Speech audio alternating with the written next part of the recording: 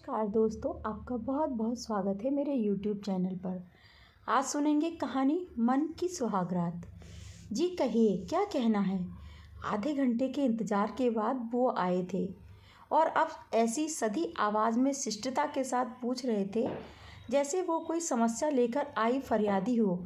अवनी के नन्हे से दिमाग ने काम करना बंद कर दिया। अब क्या कहे, कैसे कहे कि वैलेंटाइंस डे का कार्ड देने आई और आई लव यू कहने आई थी। इस सविता की बच्ची ने कहाँ फंसा दिया। क्या ज़रूरत पड़ी थी उनसे ये कहने की कि ज़रूरी काम है। उसकी पलकें झुक गईं, कपोल आरक्त हो गए और शब्द अधरों में लटक गए। आपको जो कहना हो बेझिझक कहिए। अब हमें जीवन भर साथ रहना है। आप मुझ पर भरोसा कर सकती हैं। इस प्रोत्साहन के बाद तो ज़रूरी लगने वाली बात कहना और ज़रूरी हो गया था। जी, वो मेरी परीक्षाएं शादी के बाद पढ़ी तो। ओह ठीक है, मैं आपकी सुविधा का पूरा ध्यान रखूँगा। और कोई समस्या?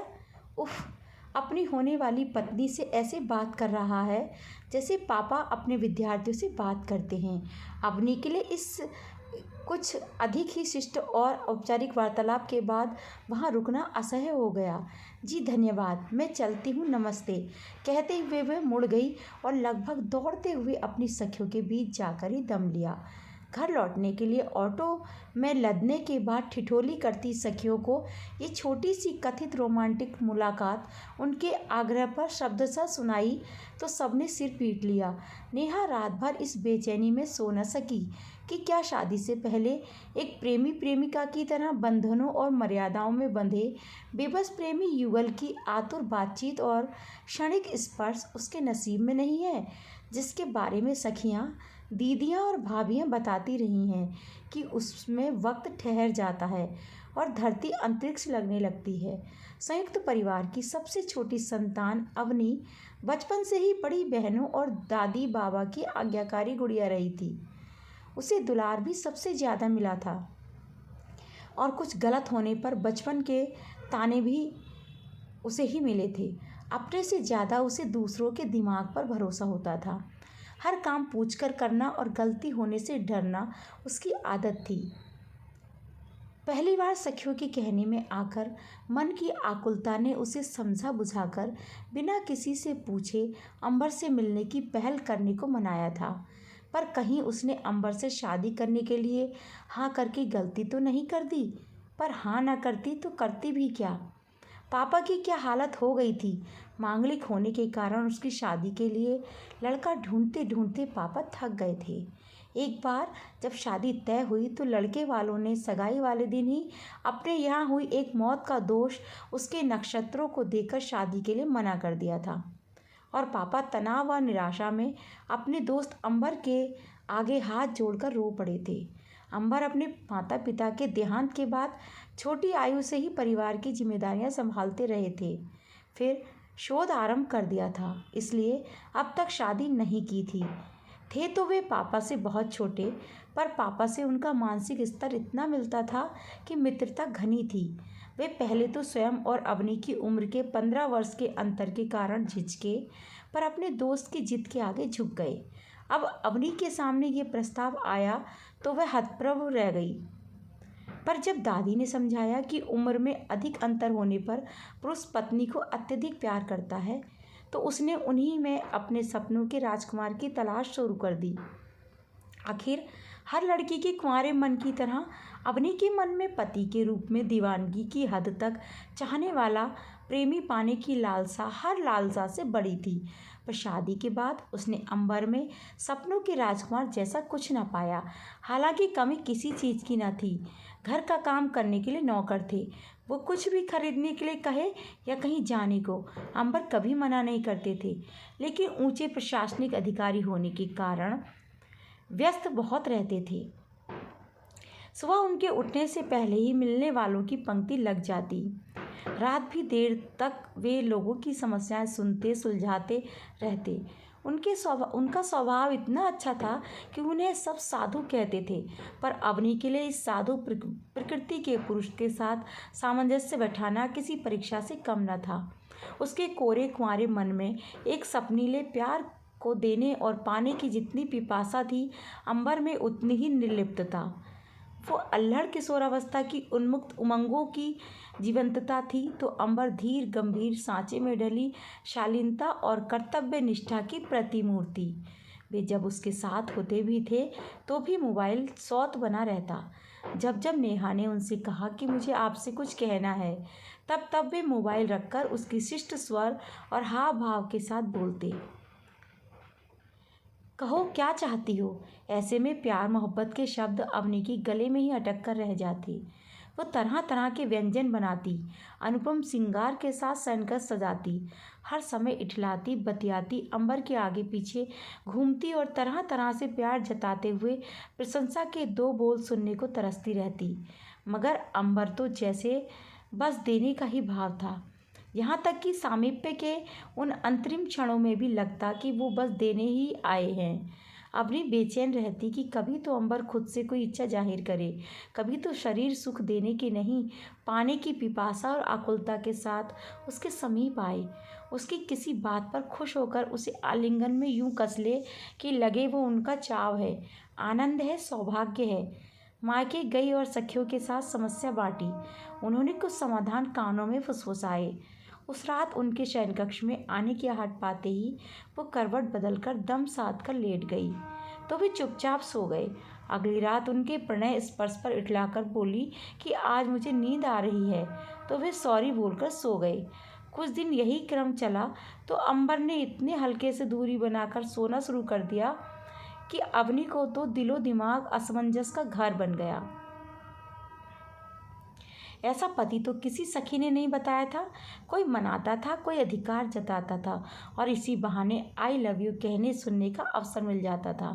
लेकिन उसके छोटे से दिमाग के सामान्य ज्ञान के अनुसार ऐसा पुरुष तो हो ही नहीं सकता था जो शादी के मात्र कुछ महीनों बाद बगल में अस्त व्यस्त वस्त्रों में लेटी इतनी खूबसूरत पत्नी से यूँ दूरी बनाकर सो सकता हो, वो भी इतने दिनों तक।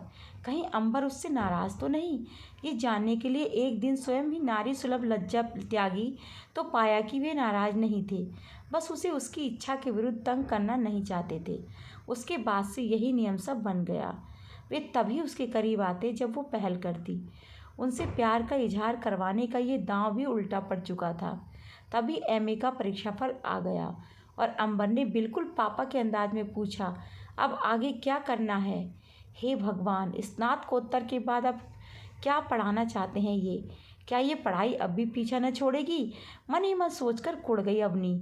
जब 2 दिन में तीसरी बार अंबर ने वही प्रश्न दोहराया तो फिर कुछ बोलना ज़रूरी हो गया।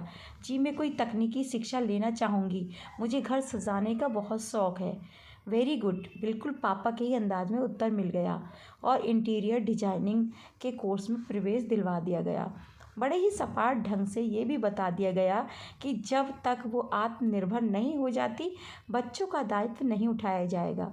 कॉलेज छोड़ने लेने जाने के लिए कार और ड्राइवर नियुक्त हो गए। चुलबुली अवनी के अंतस के पिंजड़े में बंद ख्वाहिशों को कॉलेज में जाकर नए पंख मिल गए।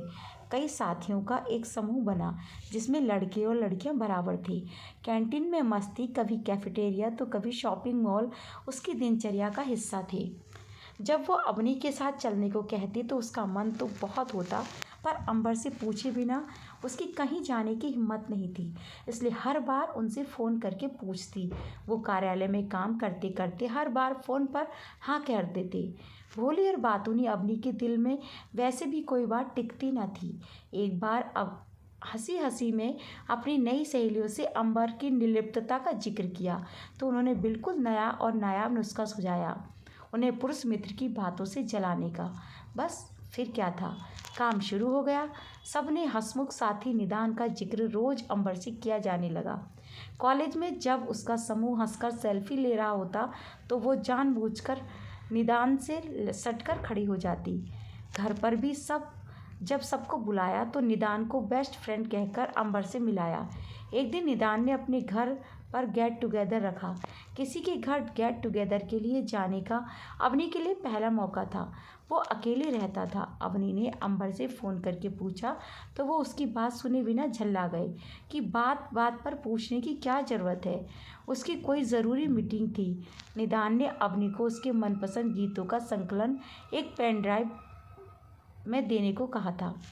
वापसी में सब लोग निकलने लगे तो उसने अवनी को पेन ड्राइव ढूंढने के लिए रोक लिया और एकांत मिलते ही अवनी को बाहों में कस लिया। हतप्रभ अवनी ने किसी तरह खुद को छुड़ाया और उसके घर से बाहर निकलकर सड़क पर खड़ी होकर रोते रोते फिर अंबर को फ़ोन किया। घर का रास्ता, वो कहाँ खड़ी है, उसे कुछ मालूम न था। अंबर उसका मोबाइल लोकेट करके उसे लेने आ पहुँचे तो वो सिसक सिसक कर रो पड़ी। अगर आज कुछ हो जाता तो मैं आत्महत्या कर लेती। अवनी के मुंह से शब्द कम निकल रहे थे और रुलाई की हिचकियाँ ज़्यादा। उफ, अब बस भी करो, हद होती है बेवकूफ़ी की। खैर छोड़ो, मुझे ज़रूरी मीटिंग के लिए दूसरे शहर के लिए अभी निकलना है। 2 दिन बाद लौटूंगा। अंबर ने पहली बार उससे झिड़क कर बात की थी। वो भीतर तक सहम गई। उसे लगा प्यार पाना तो दूर, अब तो उनका अच्छा व्यवहार भी उससे छिन गया। उसकी तो ज़िंदगी ही बेकार हो गई। वो आंगन ही में ज़मीन पर बैठ गई और वहीं बैठी रही। उसका ग्लानि से आरक्त चेहरा पूरी तरह झुका हुआ था। पलकों में जैसे बांध तोड़ने को आतुर सैलाब रखा था। शाम होने लगी थी। तभी अंबर के कोमल स्वर कान में पड़े। अंदर नहीं चलना है? अवनी के आश्चर्य का ठिकाना न रहा। आप तो तुम्हारे आत्महत्या वाले शब्द कानों में गूंज रहे थे। तुम्हें झिड़कने की ग्लानि भी थी मन में। दीनू काका ने फ़ोन करके तुम्हारी हालत बताई तो मुझसे रहा नहीं गया।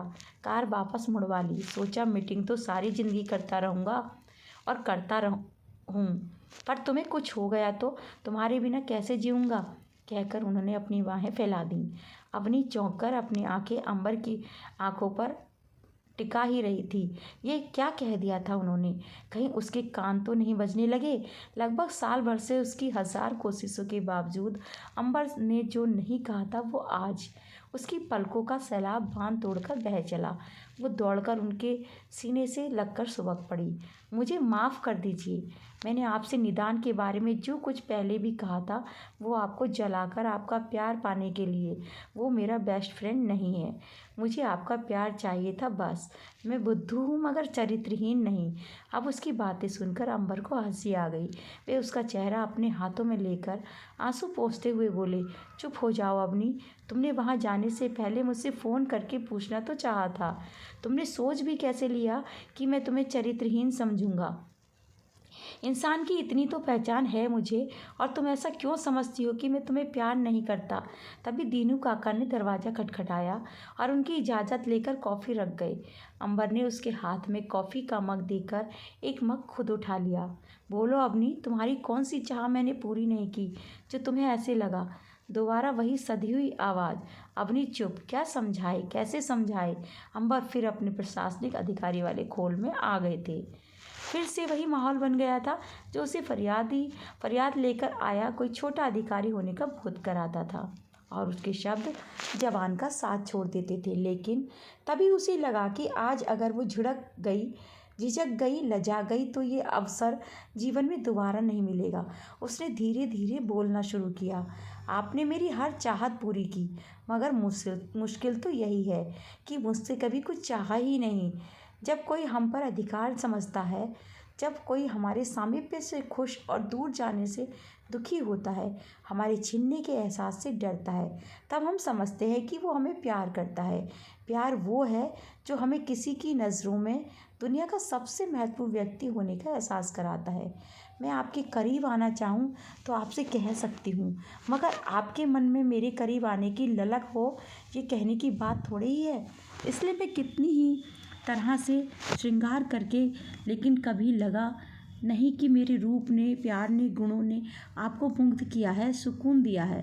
क्या मैं आपको सुंदर नहीं लगती, आपके योग्य नहीं लगती? कहते हुए अवनी ने अपनी निश्चल निगाहें सीधी अंबर की आंखों पर टिका दी तो उसका सामना जीवन के सबसे सुंदर सच से हुआ, जो काम जमाने के बताए कई आड़े तिरछे उपाय नहीं कर सके थे, वो दिल से कही गई सीधी सच्ची बातों ने कर दिया था। निष्प्रहता का आवरण पिघलकर व्याकुलता और प्रेम के ढेर सारे कोमल भाव अंदर अंबर के चेहरे पर प्रकट हो गए थे। नहीं नहीं अवनी, ऐसा नहीं। बल्कि अंबर ने एक आकुल उमंग के साथ उसका चेहरा अपने सीने पर रखकर अपनी बाहों का घेरा उसके गिर्द कस दिया। फिर अपनी बात आगे बढ़ाई। अपनी छोटी सी उम्र में जब मेरे माता पिता का देहांत हुआ तो तुम्हारे पिताजी की मदद से ही मैं पढ़ा और अपने छोटे भाई बहनों को पढ़ा पाया। मैं उनका बहुत सम्मान करता हूँ। तुमसे विवाह किया तो दिल में केवल उन्हें तनाव मुक्त करने की बात थी, मगर जब तुम अपने अप्रतिम रूप में भोग्या बनकर मेरे सामने आई तो मन गिलानी से भर गया। उम्र के 15 वर्ष का अंतर मेरे मन को मथने लगा कि मैं तुम्हारी शिक्षा और विवाह का दायित्व लेकर भी तो तुम्हारे पिता को तनाव मुक्त कर सकता था। मैं तुम्हें छूता तो भी लगता कि अपराध कर रहा हूँ, और न छूता तो भी शायद इसलिए तुमने मेरे भीतर कभी वो पिपासा नहीं महसूस की जिसके कारण इंसान शरीर की हदों को पार कर मन तक पहुँचता है। शायद इसलिए मैं तुमसे भागता रहा, कभी तुम्हें समझाने की कोशिश नहीं की। खुद की आत्मग्लानि कम करने के लिए तुम्हें हर खुशी देता रहा। तुम खुद को केवल भोग्या ना समझो, इसलिए तुम्हें पढ़ाने के पीछे पड़ा रहा, पर तुम क्या चाहती थी ये समझ कर भी नासमझ बना रहा। तुम तो नासमझ थी, लेकिन मैंने भी तुम्हें कभी सतर्कता के नियम नहीं समझाए। मेरी पार की नज़रें समझ गई थी कि निदान कैसा व्यक्ति है, पर मैंने तुम्हें आगाह नहीं किया। जानता था कि तुम मुझे जलाने के लिए उसकी तारीफ करती हो और मेरे रोकने टोकने पर इसे मेरी ईर्ष्या समझकर खुश हो जाओगी। मैं समझ ही नहीं पा रहा था कि तुम्हें कैसे समझाऊं। तुम भी मुझे माफ़ कर दो अवनी, मैं तुम्हारा प्यार खोना नहीं चाहता। मन की गांठ खुल चुकी थी। वो एक दूसरे के पावन स्पर्श की गुदगुदाहट से विभोर हो रहे थे। ये उनके मन की सुहागरात थी। पूनम का चांद कुछ देर झीने पर्दे से इस आत्ममुग्ध युगल को निहार कर बादलों में छिप गया। दोस्तों, ये थी आज की कहानी। आपको कैसी लगी कमेंट करके मुझे ज़रूर बताइएगा, और इसी तरह की नई नई कहानियों के लिए मेरे चैनल को सब्सक्राइब कर लीजिए, वीडियो को लाइक और शेयर ज़रूर कीजिएगा। कहानी सुनने के लिए आपका बहुत बहुत धन्यवाद।